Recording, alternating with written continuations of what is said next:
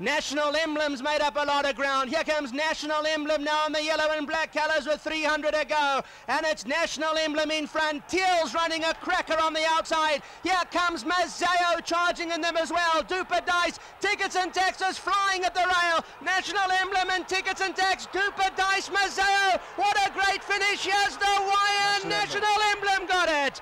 The quality of the horses, the horsemanship behind them, the quality of the genetics going into these horses is exactly what culminated the other day in what happened in Dubai. I think that Dubai was at last emblematic of where the South African racehorses got to.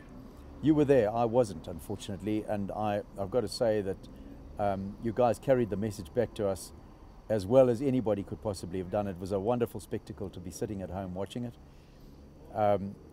But there were three South African horses on the night engaged in those races, and all three of them came home for the country in one form or another. The Apache ran a gallant second. The other two horses were absolutely supreme in their races, and I think that tells us that you know, we continue to produce world-class horses.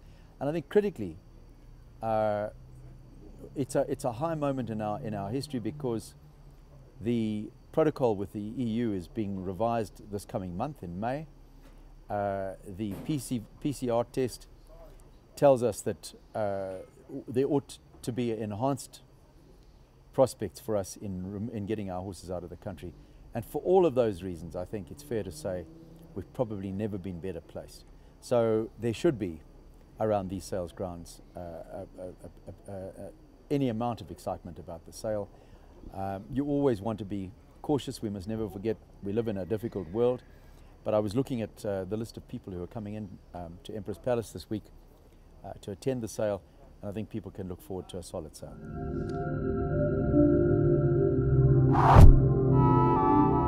The Apache got through. City Style might be the cavalry. The Apache in front. City Style coming. The Apache's holding City Style, and the Apache's won. The Apache first. We've had a value-added stakes program which was set up about 10 years ago to reward quality and racing excellence on the track. It was a pot of about R1 million where breeders and buyers bought in at the sale at the time of purchase, a voluntary buy-in, and it was used to supplement 14 races across the country for 2-year-olds only, split across grade 1, 2, 3s and listed. We felt this needed a revamp and a modernization, so our new concept is focusing on 2- and 3-year-old black type races only, 76 races across for 2- and 3-year-olds with a R5 million pot for each year. So it's a significant increase in the number of races and chances of people winning a added value stake if they were to win the race with a Bloodstock South Africa graduate. But more importantly, it's a big pot to race for. The breakdown is about R3.25 million to owners, obviously the big investors in the game, about R500,000 a year to trainers, about R1 million to breeders who contribute towards the scheme, and what is very close to my heart is R250,000 to the horse care units.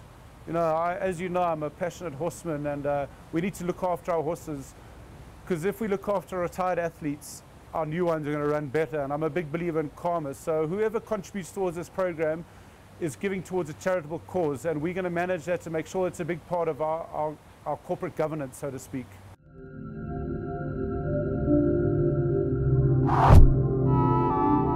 The Apache got through. City Style might be the cavalry. The Apache in front. City Style coming. The Apache's holding City Style, and the Apache's won. The Apache first.